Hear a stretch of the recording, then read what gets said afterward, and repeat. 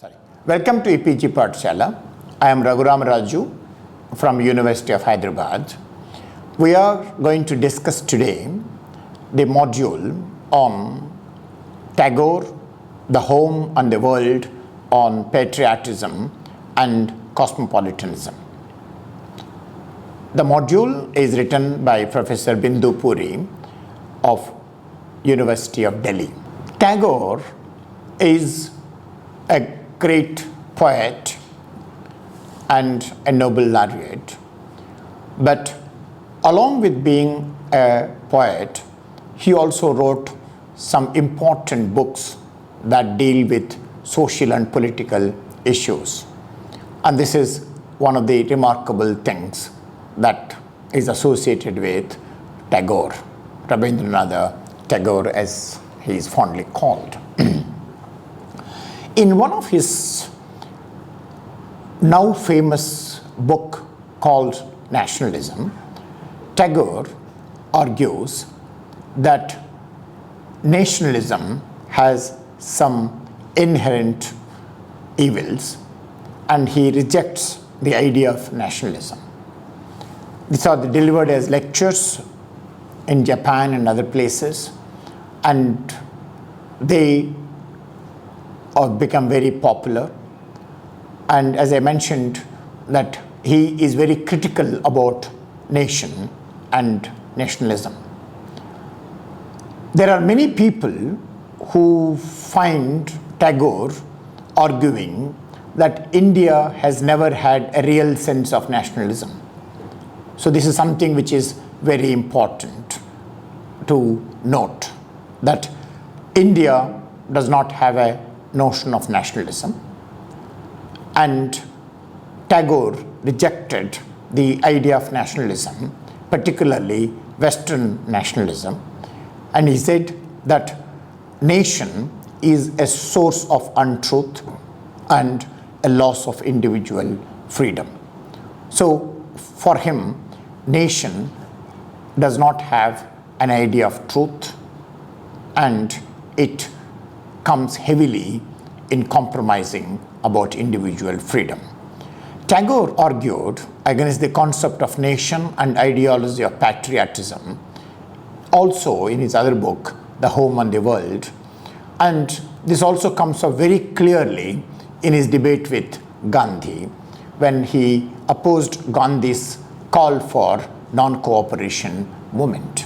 He found that the moment you ask non-cooperating the Western with his British Raj, it implicitly assumes that you are different from them, and that is not acceptable to him. This also comes very clearly in his letters to C.F. Andrews.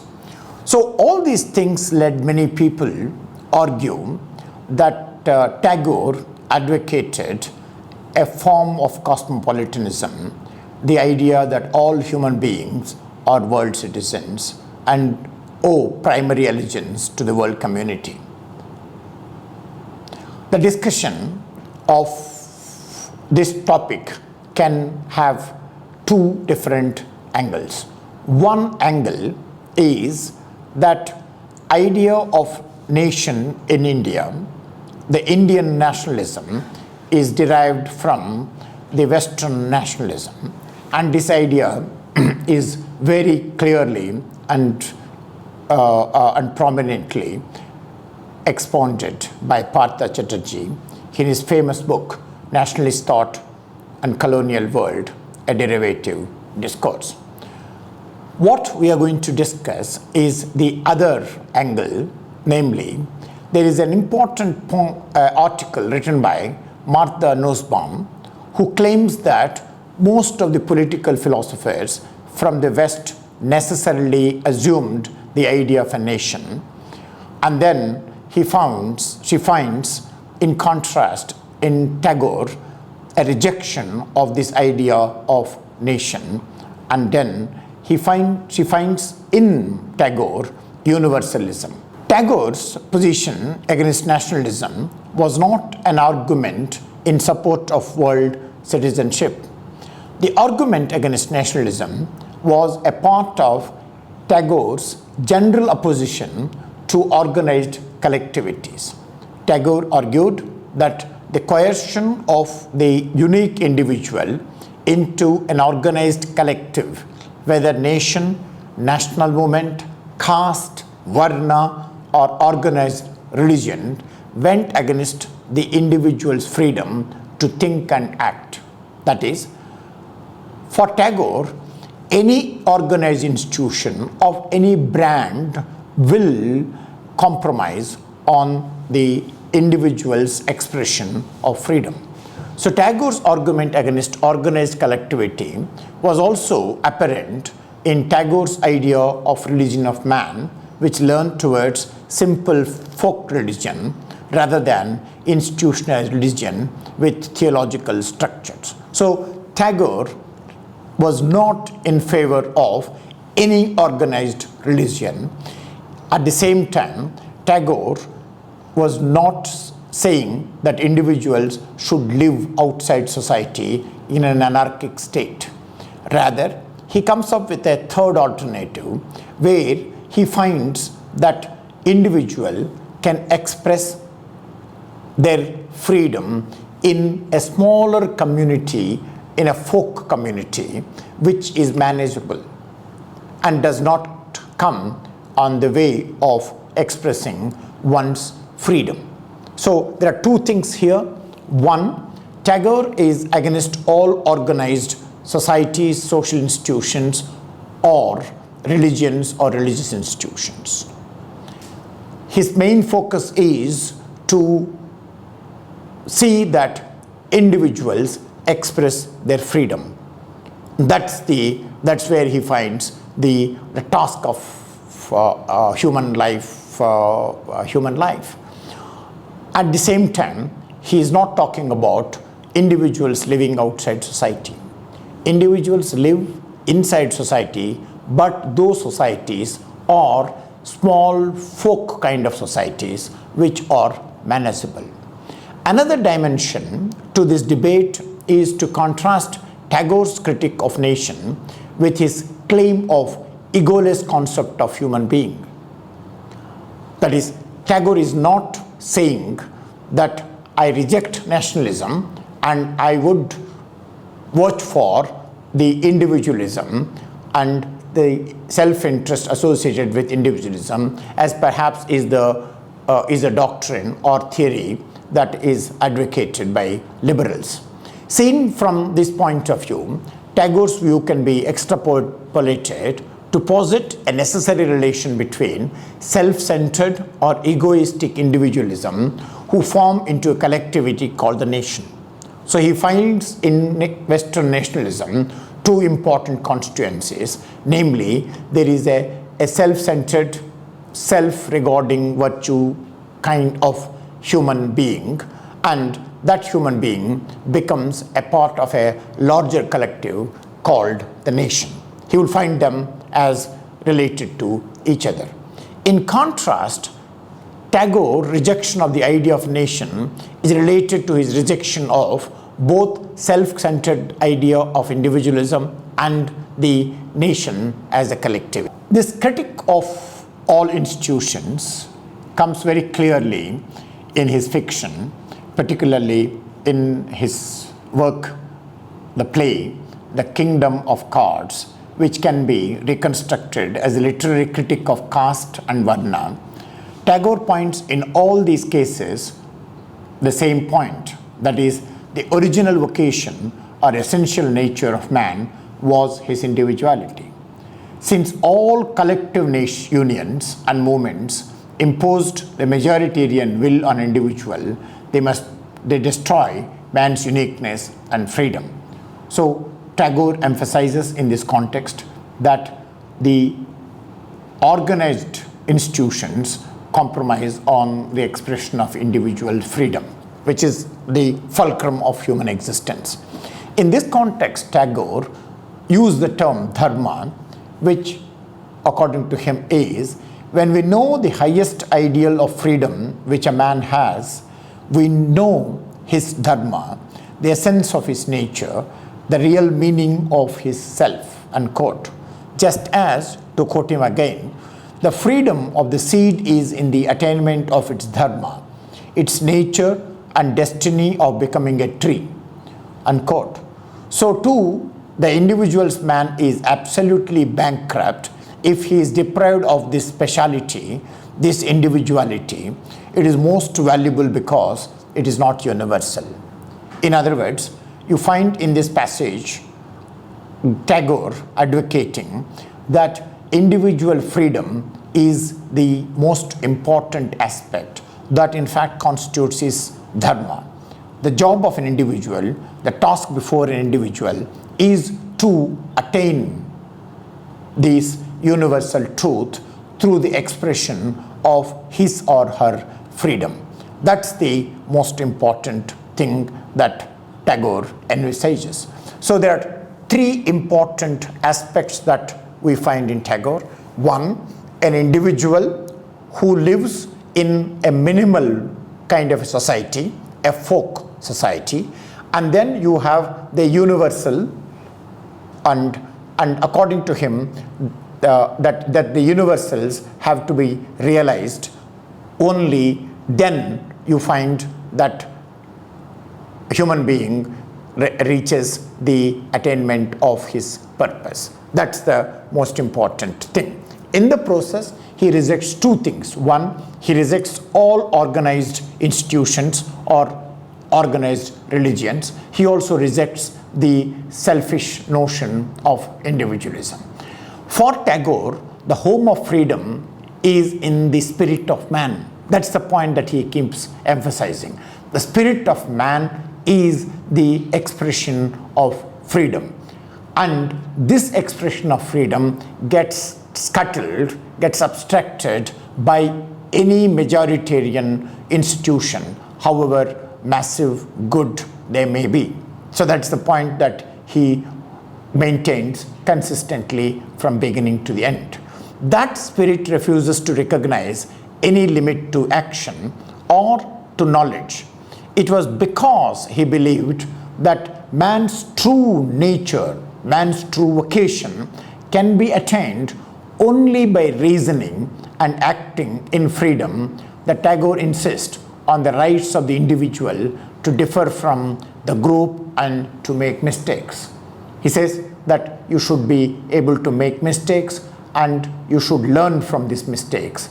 Okay, but then no organized institution, no organized individual, social institution or religious institution should come on the way of scuttling your expression of freedom. And this, according to Tagore, involves four central aspects, and these come out very clearly in the novel of his, namely The Home and the World.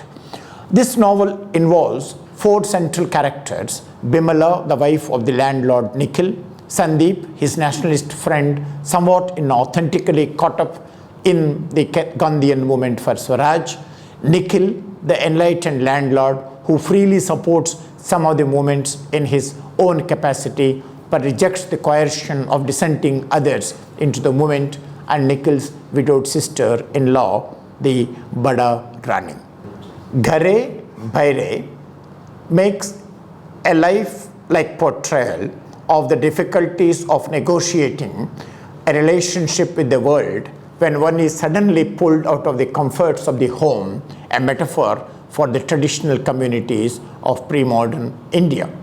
In the story, Bimala is passionately attracted to Sandeep and his nationalistic fervor, and this makes her transgress the boundaries of her role as the Choti Rani in the traditional Zamindari household of her husband.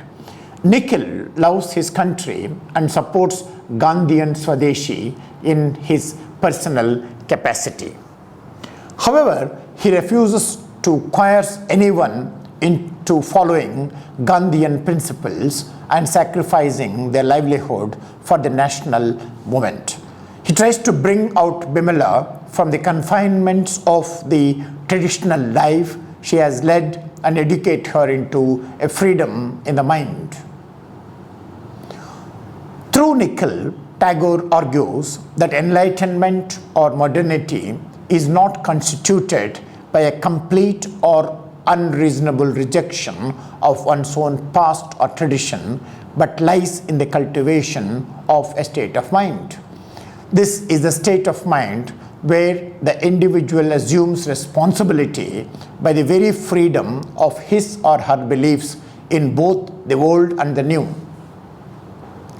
Individual must grow into the ability to think out the reasons for what he or she chooses to believe in and why he or she accepts traditional social rules.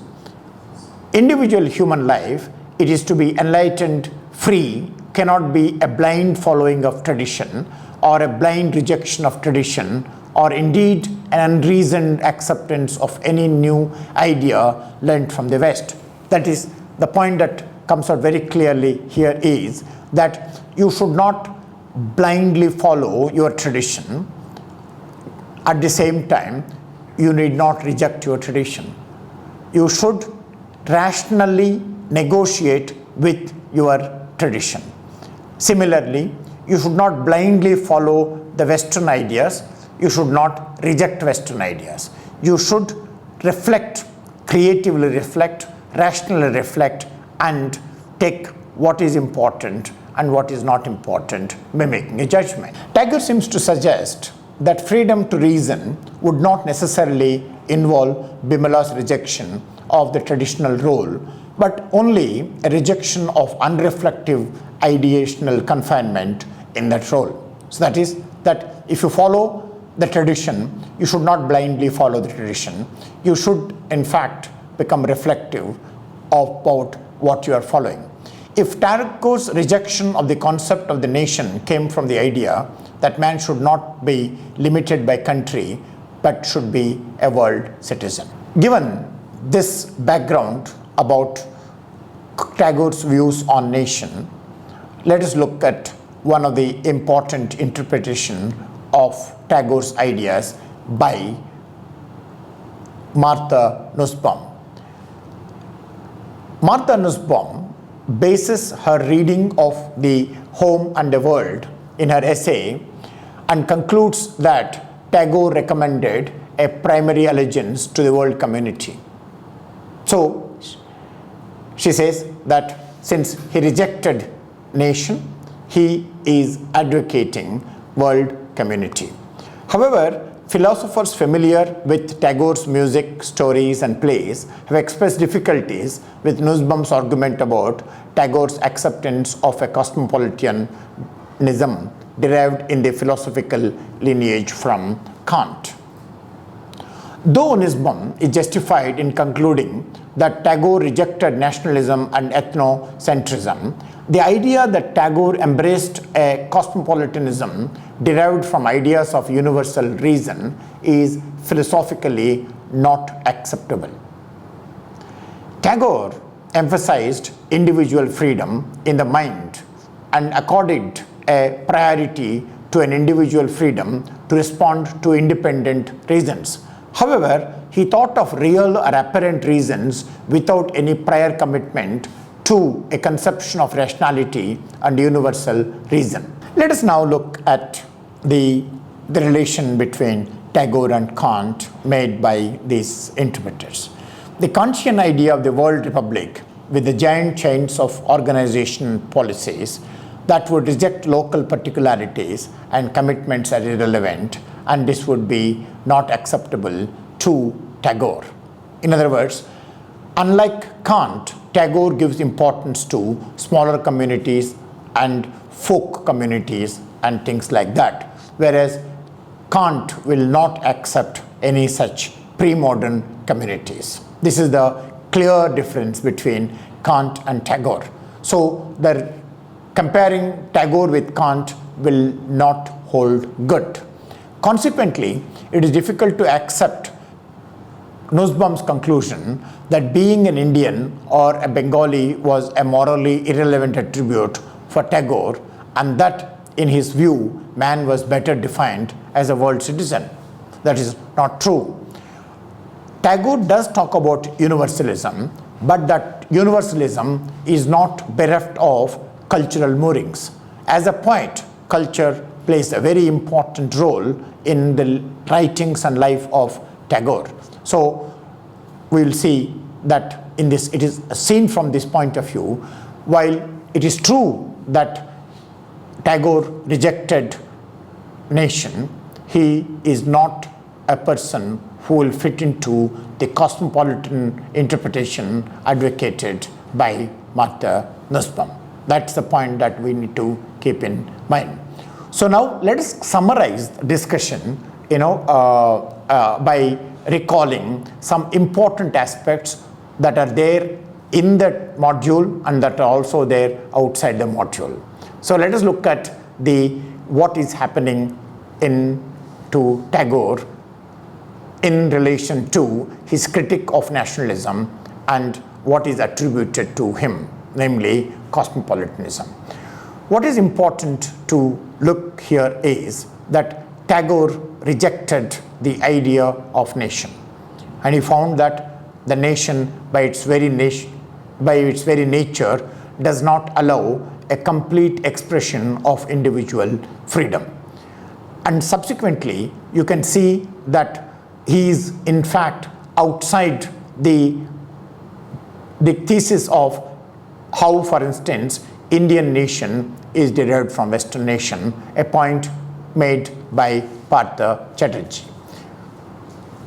Tagore would say that don't derive the idea of nation from the West, and he would find fault in India's attempt to become a nation. He would say that is not a good path. You know why? Because nation for him does not stand for truth. It will not enable people to express their freedom, which is very important aspects of human existence according to Tagore. Now, another feature that is very important to note here is, unlike the Western notion of nation, where all pre-modern communities must be dismantled, must be destroyed to institute a new institution in a new, entirely new platform, a kind of a tabula rasa of the Lockean type, you need to reject the past. Tagore does not accept this position. According to him, past is important, the folk cultures are important, but the past or folk cultures or tradition should not be followed blindly. They should be understood through reflection, and they should be adjudicated why we are following what we are following. This rational engagement with the past is what distinguishes Tagore from other nationalists, both in India and outside. So recalling the past is one of the important things, but this recalling is not to romanticize the past, not to blindly accept the past, but to rationally engage with it, critically engage with it.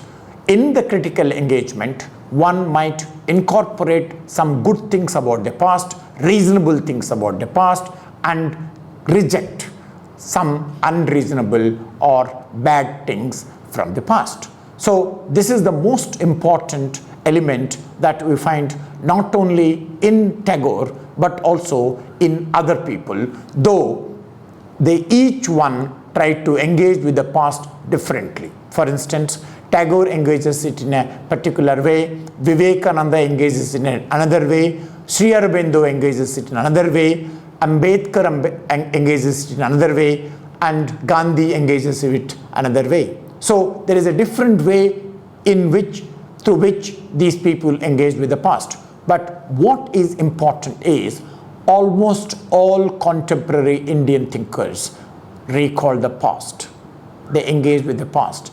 I hope you understand the contents that are covered in this module, which consists of Tagore's critique or rejection of nation and the interpretation of Tagore's rejection as endorsing Cosmopolitanism by Martha Nussbaum and the kind of a larger background that surrounds Tagore along with other contemporary Indian thinkers. Thank you.